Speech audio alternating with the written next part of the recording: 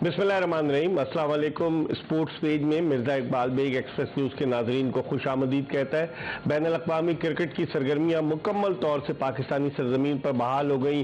पहले ऑस्ट्रेलिया की cricket team आई, फिर इंग्लैंड की क्रिकेट टीम आई और उसके बाद न्यूजीलैंड की क्रिकेट टीम पाकिस्तान का दौरा करके चली गई।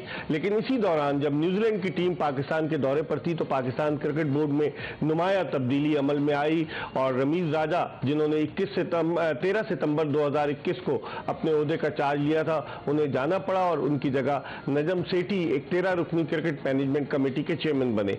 ये क्रिकेट मैनेजमेंट कमेटी अब कोचेस की तलाश में मसरूफ है। जो सकलैन मुश्ताक का कॉन्ट्रैक्ट आइंदा माह फरवरी में खत्म हो रहा है। शॉन टेट का कॉन्ट्रैक्ट भी खत्म हो गया। उमर गुल ने दिलचस्पी जाहिर की है पाकिस्तानी क्रिकेट टीम की कोचिंग में। मोहम्मद यूसुफ का मुस्तकबिल क्या होगा?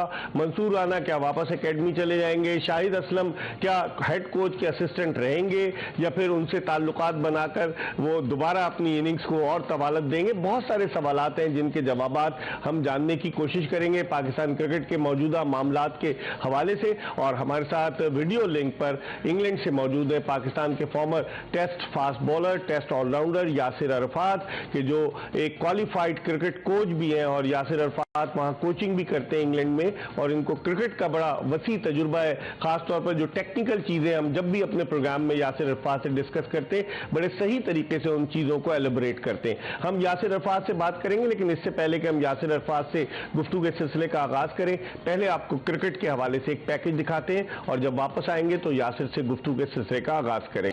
जी, पैकेज आपने मुलाहिजा किया, क्रिकेट के मामलात पाकिस्तान में किस सम्त में जा रहे हैं, पाकिस्तानी टीम की कारकर्दगी कैसी रही, कारकर्दगी के हवाले से भी हम यासिर अरफात से बात करेंगे और इंग्लैंड ने जो बैस बॉल का कॉन्सेप्ट दिया है ब्रेंडन मैकलम ने, उसके हवाले से भी यासिर अरफात से बात करेंगे।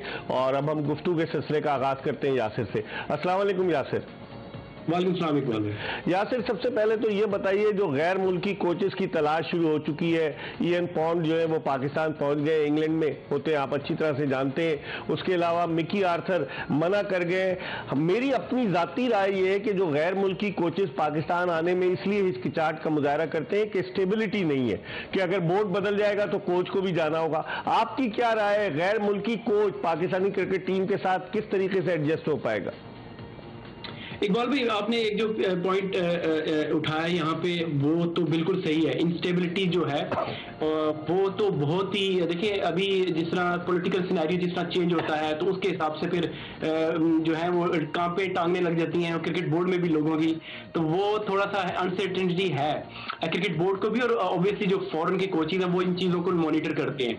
देखिए मिकी आर्थर के साथ जो सलूक किया था पिछले रिजीम, जब मतलब उनको निकाला गया था या सैक किया गया, जो भी किया गया था, तो वो 1000 दफा सोचेंगे दोबारा आने के लिए। और कोई भी और कोच जो होगा वो इस चीज को, क्योंकि जब वो कहते हैं ना कि हमने मिकी आर्थर से बात की तो वो बाकी कोचों को भी रिकमेंड करे, तो उन्होंने ये चीज भी उनको बताई होगी, ये चीज अगर आपने पाकिस्तान क्रिकेट बोर्ड में आके एज अ कोच काम करना है तो आपको ये चीजें भी नजर में रखनी पड़ेंगी कि किसी टाइम कुछ भी हो सकता है।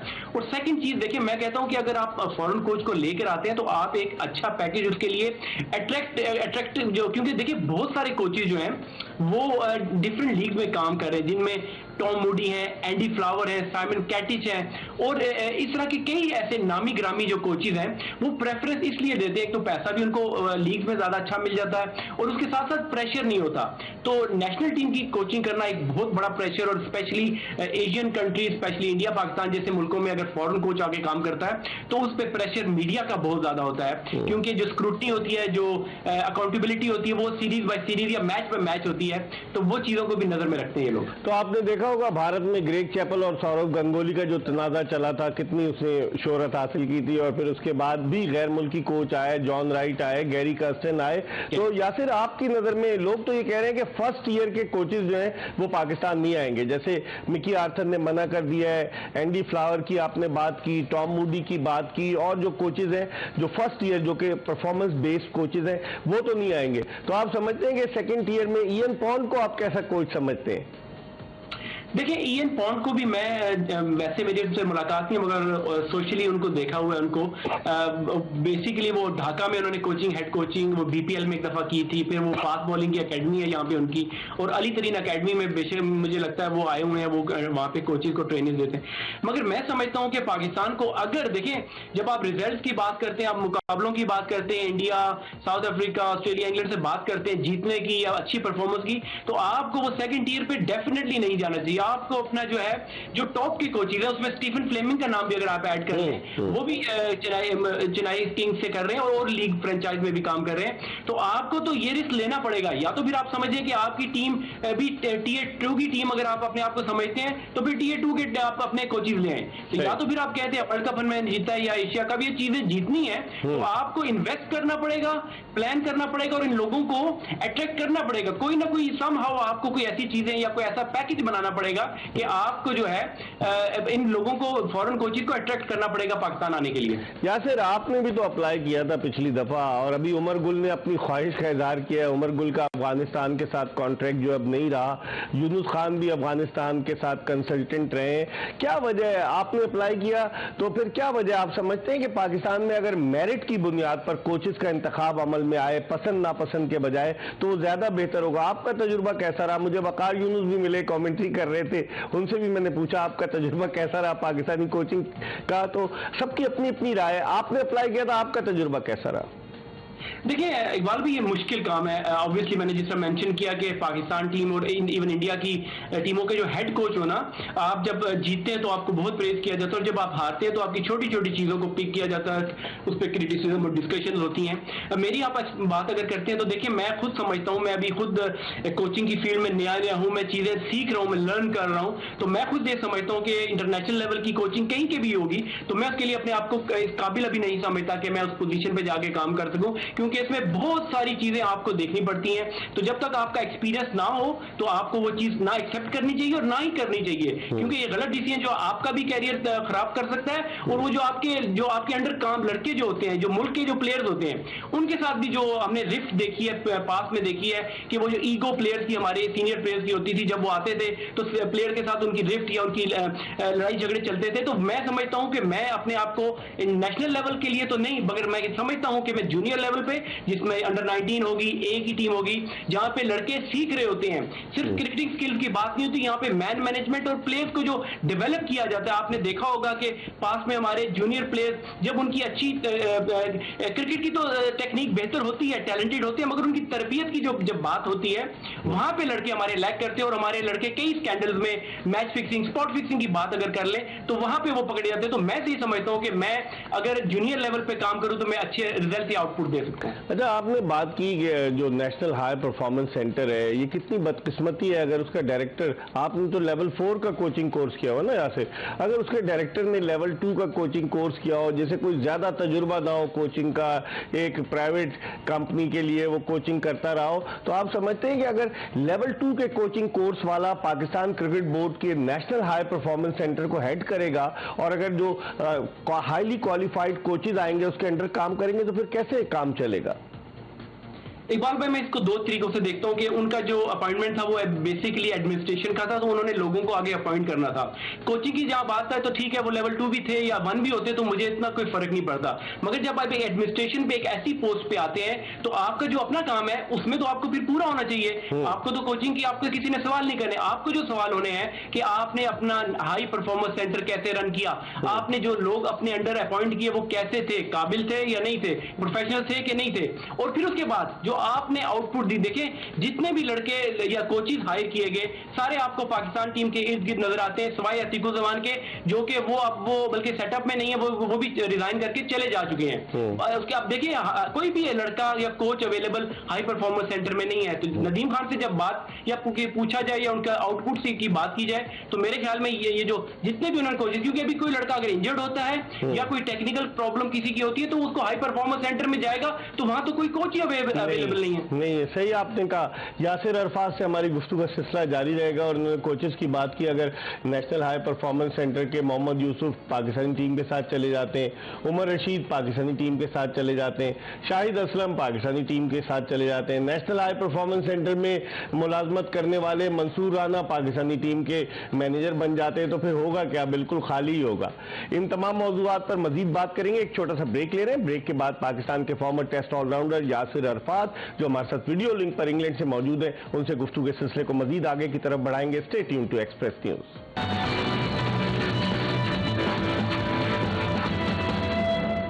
Welcome back after the break. आप देख रहे हैं स्पोर्ट्स पेज और एक्सप्रेस न्यूज पर यह प्रोग्राम हम काफी अरसे से कर रहे हैं। क्रिकेट के हवाले से बात कर रहे हैं क्योंकि अब क्रिकेट ही क्रिकेट होगी। अगले महीने जो है PSL 8 का एडिशन शुरू हो रहा है। फिर उसके बाद अप्रैल के में न्यूजीलैंड की टीम पाकिस्तान आएगी जहां 3 वनडे और 3 T20 इंटरनेशनल मैचों पर मुश्तमिल सीरीज खेलेगी। हमारे साथ मौजूद है पाकिस्तान के former test allrounder Yasir Arafat. Video link पर उनसे मजीद बात करते हैं। यासिर, एक चीज तो है, आपने जिस तरह से बात की कि अगर एकेडमी में हाई परफॉर्मेंस सेंटर में कोचेज नहीं होंगे तो फिर कौन खिलाड़ियों की देखभाल करेगा? आप इस बात से कितने मुत्तफिक हैं कि एक कोच के साथ 2-2 लगा दिए जाए? जैसे यूसुफ अगर बैटिंग कोच थे तो मैथ्यू हेडन जो थे वो बॉलिंग कंसल्टेंट थे, बैटिंग कंसल्टेंट थे। शॉन टेट अगर बॉलिंग कोच थे तो उमर रशीद को उनके साथ लगा दिया गया। शाहिद असलम हेड कोच सकलैन मुश्ताक के साथ लग गए। इतना बड़ा एंटोराज लेकर चलना, आप समझते हैं इससे क्रिकेट का फायदा होगा या नुकसान?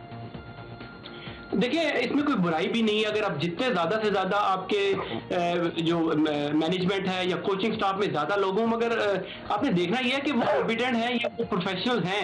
अगर तो आप प्रोफेशनल अपनी टीम में रखते हैं, जिसमें देखिए कभी कभी साइकोलॉजिस्ट की बात होती है, तो अगर साइकोलॉजिस्ट प्रॉपर प्रोफेशनल है तो उसकी भी हेल्प ली जा सकती है। मगर आप एक बंदे की उसका असिस्टेंट रखना, इस बात की मुझे समझ नहीं आती कि आप तो अगर जरूरत है टीम में मैनेजमेंट में, तो मैं तो कहता हूँ 15-15 बंदे होने चाहिए। आप देखिए जो फॉरेन टीम्स आती हैं, ये तो 20-20 लोग इनके जो होते हैं, सिर्फ कोई मीडिया मैनेजर होता है, कोई मेस्योर होता है, कोई डॉक्टर होता है, फिजियो, साइकोलॉजिस्ट, न्यूट्रिशनिस्ट तक ये लोग लेकर आते हैं। देखिए, इसमें कोई बुराई नहीं है, आप ज्यादा से ज्यादा लोग, क्योंकि ये अल्टीमेटली आपके प्लेयर्स का भी फायदा है ना। तो कोई लड़के को इंजरी है, कोई मेंटल ब्लॉकेज है, ये सब चीजें, मगर आप एक बंदे को लगाते हैं, उसके नीचे एक और बंदा लगा देते हैं उसकी हेल्प करने के लिए। आप प्लेयर की हेल्प का सोचें बजाय कि आप एक कोच को उसको हेल्प कर रहे हैं। ये आपने बड़ा वैलिड पॉइंट रेज किया है कि आप प्लेयर्स की हेल्प का सोचें।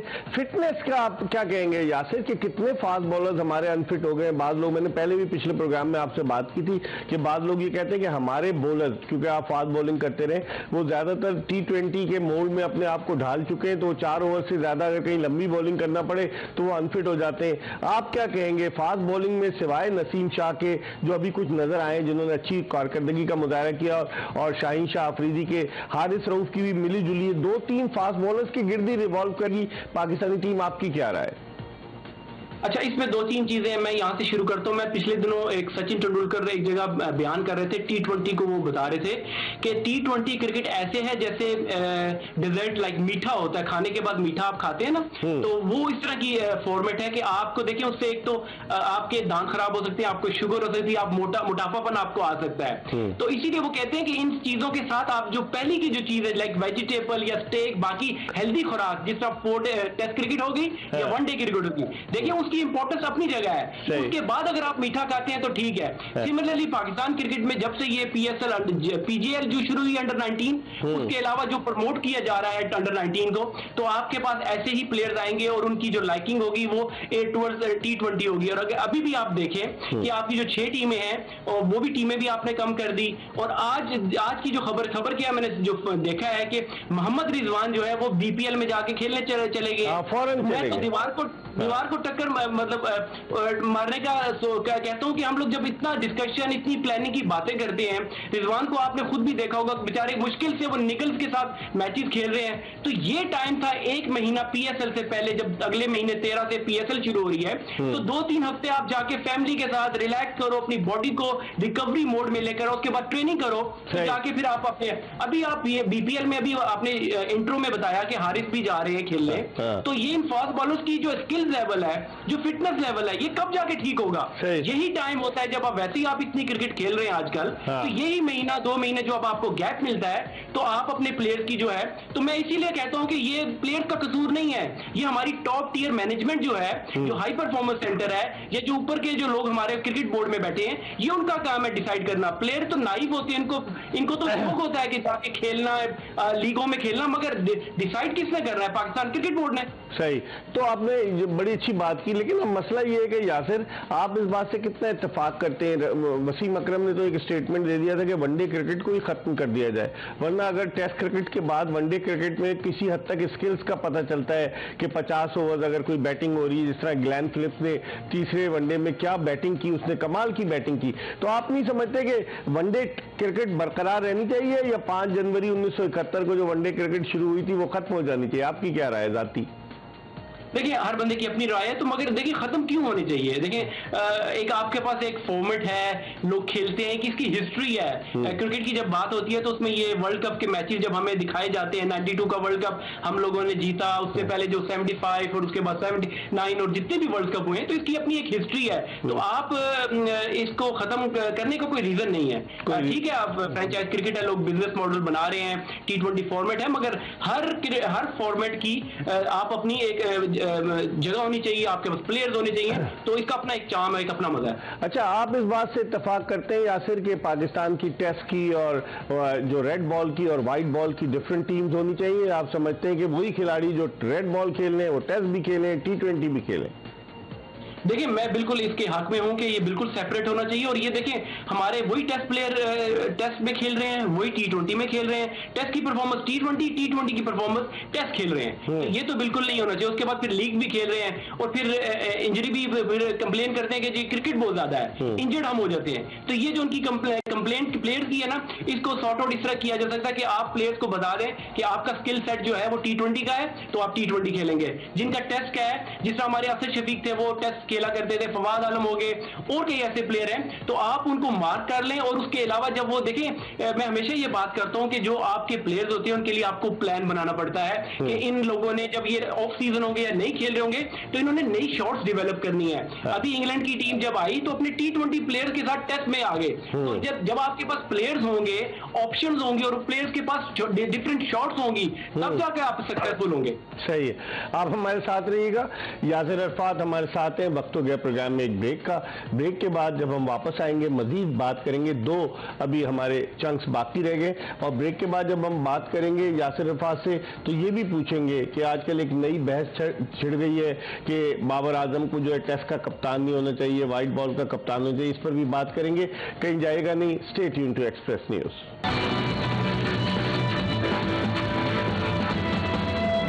पाकिस्तान के former test allrounder Yasir Arafat के साथ स्पोर्ट्स पेज में एक मरतबा फिर खुशामदीद। हम क्रिकेट के हवाले से बात करें कि पाकिस्तान क्रिकेट को किस तरह बेहतरी की राह पर गामजन किया जा सकता है। और यासिर अरफात अपनी तजावीज़ दे रहे हैं और फ्रेंकली स्पीकिंग उन्होंने कह दिया कि अभी वो पाकिस्तान जो हेड कोच के लिए या दीगर कोचेस के लिए, सीनियर टीम के लिए ज़्यादा सूटेबल नहीं। वो समझते हैं कि अगर अंडर 19 लेवल पर खिलाड़ियों को बताया जाए और फिर वहाँ से फिर आगे आदमी जाता है, तो यासिर ने हमें सही सही बता दिया। अब थोड़ी सी और गुफ्तगू करते हैं बाबर आजम के हवाले से। यासिर, ये बताएं, बाबर आजम के हवाले से बड़ा क्रिटिसिज्म हो रहा है, प्रेस कॉन्फ्रेंसेज में उनसे सवालात होते हैं, बाद लोग अपना एजेंडा लेकर चलते हैं। आपने देखा हुआ किस तरीके से जो जर्नलिस्ट, सीनियर जर्नलिस्ट हैं जो समझते हैं क्रिकेट को, जो क्रिकेट कवर करते रहे, वो सवाल भी करते हैं एक अच्छे धीमे अंदाज से। तो आपकी क्या राय है, क्या बाबर आजम को टेस्ट की कप्तानी से हटा देना चाहिए? अब हमारी अगली सीरीज जुलाई में श्रीलंका में है। इकबाल भी देखिए, मैं भी देखता हूँ तो बड़ा मुझे मायूसी होती है कि आपको ये चीजें जहन में नहीं रखनी चाहिए। आपको अगर पाकिस्तान टीम की बेहतरी के लिए बात करनी चाहिए और जो भी प्लेयर पाकिस्तान को सूट करता है, ठीक है, लड़कों में कमियां कोताहियां होती हैं, कुछ प्लेयर सूट करते हैं, उस फॉर्मेट को नहीं करते, कप्तानी की स्किल होती है नहीं होती, वो एक डिफरेंट चीज है। अच्छा देखिए, अभी तो आपके सामने है कि इतनी टेस्ट क्रिकेट खेली, इस पूरे साल में अब आपके पास कोई क्रिकेट नहीं है, टेस्ट क्रिकेट, ठीक है। तो आपको कोई हेस्टी डिसीजन इस तरह नहीं करना चाहिए, क्योंकि एक टीम का मोरल होता है, माहौल बना होता है कि लड़के, एक ऑलरेडी आपका कप्तान होता है तो उसको लोग फॉलो कर रहे हैं, टीम में कॉम्बिनेशन बना होता है, तो उसको तो नहीं छेड़ना चाहिए। मैं बल्कि एक जगह कल भी बात कर रहा था, देखिए कैप्टेंसी की जो व्हाइट बॉल की, अब चलो बात कर लेते हैं क्योंकि आगे वर्ल्ड कप आ रहा है, तो आप अनफॉर्चुनेटली आपके पास अभी इतनी आपके पास लग्जरी नहीं है। शादाब खान है बट वो वाइस कप्तान ऑलरेडी हैं, उसको चेंज नहीं करना चाहिए क्योंकि अब वर्ल्ड कप रह गया, आपने 2-3 साल उनको मौका दे दिया, कहा कि वो सीख रहे हैं, तो मुझे ये लगता है कि कैप्टेंसी की स्किल में अभी भी वो स्ट्रगल उनको नहीं, अभी वो जो कहते हैं ना स्ट्रीट स्मार्ट कप्तान होता है, अभी भी मैं समझता हूँ एज अ प्लेयर बेहतरीन प्लेयर है वो, जिस हर फॉर्मेट में परफॉर्म करते हैं, मगर कप्तानी की स्किल जो बात करें, टीम में उनकी रिस्पेक्ट भी है, वो कमांड भी करते हैं उस टीम को करते हैं, मगर मैं अभी भी समझता हूँ कि कैप्टेंसी की जो स्किल्स हैं उसमें थोड़ा सा लैक करते हैं। मगर हेस्टी डिसीजन इस क्रिकेट बोर्ड को, नजम सेठी साहब को मेरी इसमें एक अगेन एडवाइस है कि वो जल्दी में कोई फैसला ऐसा ना करे, क्योंकि टीम का माहौल अगर अभी खराब होगा तो ये देखिए एक डिसीजन शान मसूद का जो किया वो खबरों में ये आया कि बगैर डिस्कशन, बगैर उनसे बात नहीं की गई बाबर आजम से कि आप इनको, जिस प्लेयर की अभी टीम में जगह नहीं बन रही, देखिए उस लड़के के साथ भी ज्यादती है, उसको अंडर प्रेशर कर दिया गया कि वाइस कप्तान बना के, तो जिसकी टीम में जगह ना बने उसको आप वाइस कप्तान अनाउंस करें, तो पाकिस्तान क्रिकेट बोर्ड को इस तरह के डिसीजन करने से पहले 1000 दफा सोचना पड़ेगा। सही, आपने बड़ी अच्छी निशानदेही कि 1000 दफा सोचना पड़ेगा, इससे उस खिलाड़ी पर भी प्रेशर पड़ेगा। शान मसूद पर प्रेशर पड़ा, देखें कल वो जिस तरीके से जो वनडे था, तीसरा वनडे, उसमें वो 0 पर आउट हो गए कि किस तरीके से वो आउट हुए। एक और चीज यासिर कि पाकिस्तान में आपने जिस तरह बात की फील्डिंग कोच के हवाले से, आप हमें बताएं, अब्दुल मजीद है पाकिस्तानी टीम के फील्डिंग कोच, आप समझते हैं कि गैर मुल्की फील्डिंग कोच, या चले गैर मुल्की नहीं सही तो पाकिस्तानी कोई ऐसा क्रिकेटर जो फील्डिंग में अपना मकाम रखता हो या जिसने कोर्सेज की हो, वो ज्यादा सूटेबल हो सकता है हमारी टीम के लिए? तीसरे वनडे में रिजवान से 2 कैच ड्रॉप हुए, ग्लेन फिलिप्स का जो इंपॉर्टेंट कैच था वो ड्रॉप हुआ, तो इन तमाम चीजों को मद्देनजर रखते हुए आप अपनी राय क्या देंगे? इकबाल भाई इसमें है कि वो आप देखिए, आपको याद होगा चैंपियंस ट्रॉफी पाकिस्तान जीता तो पाकिस्तान की फील्डिंग बहुत अच्छी थी, उसमें रे जेनिंग जो थे वो फील्डिंग कोच थे, तो इसमें ऐसी कोई बात नहीं है कि अगर मजीद अच्छे कोच होंगे, मेहनत कराते होंगे, मगर मैं समझता हूँ उनका एक्सपोजर इतना नहीं है। वो जो ड्रिल्स होती होंगी मुझे लगता है कि उसमें थोड़ा सा हो सकता है वो लैक करते हो, क्योंकि जो हम जो प्रॉब्लम समझ रहे हैं उसमें अगर बेहतरी आपने लानी है, कोई ऐसा कोच जिसको एक्सपोजर हो ड्रिल कराने का, नई से नई चीजें लेके इनोवेशन करे फील्डिंग में कि किस तरीके से आपकी फील्डिंग बेहतर हो सकती है, तो उसमें देखिए जूलियन फाउंटेन हमारे जूनियर लेवल पे जब मैं खुद खेला करता था, अभी भी बल्कि वो पीसीएल में आए हुए थे, तो बेसिक्स आपकी अच्छी करते थे, तो मैं समझता हूं कि पाकिस्तान जूनियर लेवल पे एक ऐसा फील्डिंग कोच लगाया जाए कि जो प्लेयर्स की जो टेक्निक है वो बेहतर करे, क्योंकि शोल्डर्स लड़कों के हमारे वो या एल्बो में थ्रो करते हुए प्रॉब्लम होती है, कैचिंग में प्रॉब्लम होती है, तो मैं समझता हूं कि अगर फॉरेन फील्डिंग कोच जिसमें जूलियन फाउंटेन एक अच्छी उन्होंने पास में बड़ा अच्छा काम किया, तो उनको भी दोबारा फुल टाइम बेसिस पे लाया जा सकता है, क्योंकि इन्वेस्टमेंट करेंगे तो आपको रिजल्ट्स अच्छे आएंगे। माजी में जब आप लोग खेला करते थे या दूसरे सुना है कि ऊंची ऊंची हिटें लगा के खिलाड़ियों को कैचिंग प्रैक्टिस कराई जाती थी, या फिर ये कि स्लिप के लिए वो रखकर उस पर स्लिप की कैचिंग कराए। अब आप नहीं समझते, आप तो इंग्लैंड में कि दुनिया बदल गई है, अब मुख्तलिफ नए नए तरीके आ गए हैं, इसके हवाले से आप क्या कहेंगे?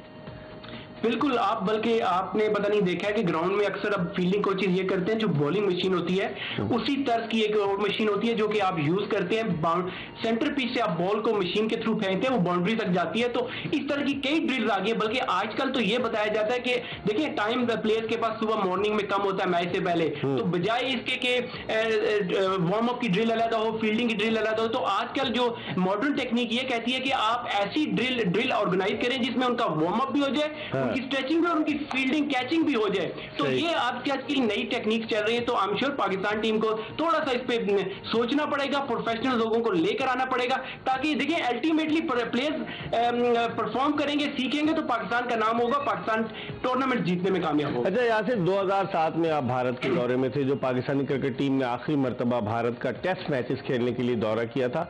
आप पाकिस्तान की टेस्ट टीम की कारकर्दगी को कहां देखते हैं? हम ऑस्ट्रेलिया से टेस्ट सीरीज हार गए, हम इंग्लैंड से टेस्ट सीरीज हार गए, न्यूजीलैंड के खिलाफ हारते हारते बचे, तो आप उसकी कारकर्दगी को देखते हुए क्या सजेशन देंगे यासिर?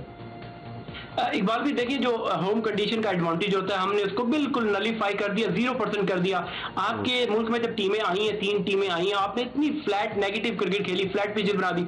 मैं आपको देखो लिटरली आपको बताता हूँ कि जो बेसबॉल और ये जो लड़के आए हैं, अगर यहाँ पे थोड़ी सी लाइवली पिचेस होती है और आपके 3 फास्ट बॉलर जो जिसमें देखिए 90 माइल एन आवर कर रहे हैं, तो वो जो 500 रन हुए हैं, जब 250 या 300 पे हमारे बॉलर्स उनको रिस्ट्रिक्ट कर सकते थे और थोड़ा सा अच्छी बैटिंग करते, हमारे पास इतने देखिए अच्छे प्लेयर, टॉप क्वालिटी प्लेयर्स हैं, तो हम उनको मुकाबला दे सकते थे। हमने जो अपना होम एडवांटेज या जो अपनी एबिलिटी थी फास्ट थी, उसको बिल्कुल आपने जीरो कर दिया। तो जब आप नेगेटिव माइंडसेट से खेलेंगे तो आप अवे तो अवे, आप होम कंडीशन में भी दूसरी टीमों से हार जाएंगे। ठीक है, यासिर अरफात से हमारी गुफ्तगू का सिलसिला जारी है। वक्त हो गया प्रोग्राम के आखिरी ब्रेक का। हम किसी और को इन्वॉल्व नहीं कर रहे इस डिस्कशन में, क्योंकि यासिर से हम सारी टेक्निकल चीजों पर बात कर रहे हैं। ये प्रोग्राम का आखिरी ब्रेक है और ब्रेक के बाद दोबारा पाकिस्तान के साबिक टेस्ट ऑलराउंडर यासिर अरफात के साथ आपको ज्वाइन करेंगे। हमारा इंतजार कीजिएगा।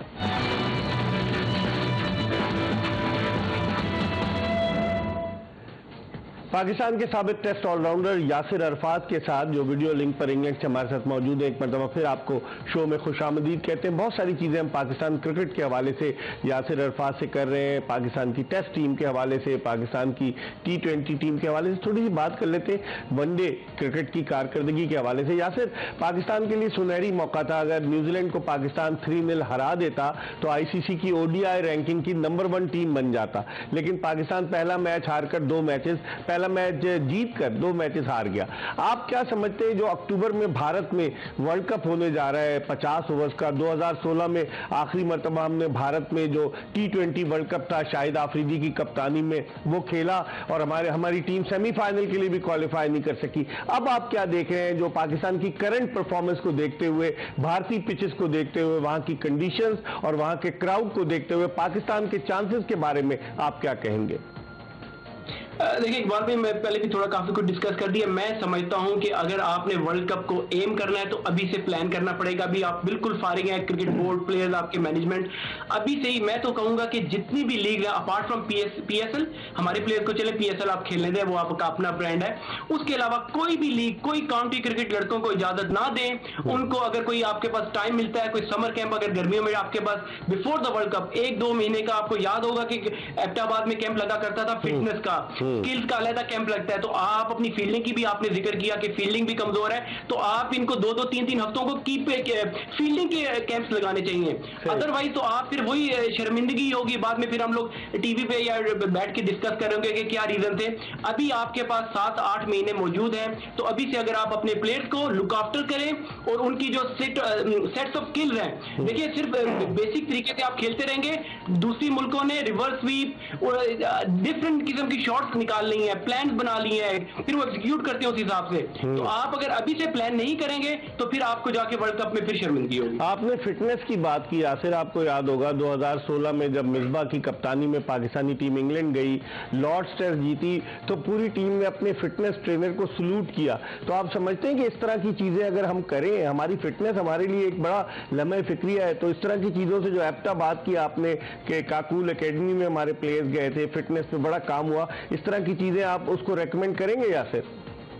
मैं बिल्कुल रेकमेंड करूंगा। देखिए इकबाल भाई, आजकल जो क्रिकेट है ये बहुत, जब तक आपके पास आपके प्लेयर जो हैं स्किल भी हो, सब चीजें में, जब तक वो फिजिकली टफ नहीं है, मेंटली भी हो, फिजिकली अगर टफ नहीं है तो आप सरवाइव करना। फिर उसके बाद जब आप ग्राउंड में रहेंगे तो आप परफॉर्म करेंगे ना। आपके ग्राउंड में आप कभी आपको क्रैम्प्स पड़ रहे हैं या कोई और इश्यूज, देखिए हमारे बॉलर्स जो हैं, मैं इस चीज को भी हाईलाइट करूंगा कि हमारे जो फास्ट बॉलर्स हैं, बाउंड्री पे जो फील्डिंग करते हैं, उस पे 2-3 प्लेयर हमारे इंजर्ड हो चुके हैं। इसमें शाहीन की एग्जाम्पल, हारिस रोज की एग्जाम्पल है। तो हमें उनकी जो टेक्निक है फील्डिंग की, अगर आप डाइव अच्छी नहीं कर सकते तो आपको डाइव नहीं करनी चाहिए। आप अपनी जो रनिंग है टुवर्ड्स द बॉल, जो आप भागते हैं उसको बेहतर कर ले, तो आप गिरने के बजाय खड़े खड़े आप फील्ड करके झुक के कर लें, बजाय कि आप डाइव मारे। क्योंकि मैंने अक्सर देखा हमारे फील्डर्स जो हैं, जो बाउंड्री पे फील्डिंग करते हैं, एक तो वो डाइव गलत मारते हैं, ऊपर से बाउंड्री की वो टैस नेस कर देते हैं और चौका भी हो जाता है। मजे की बात है, या तो चौका रोक लें, चौका भी हो जाता है, और फिर अनफिट भी हो जाते हैं।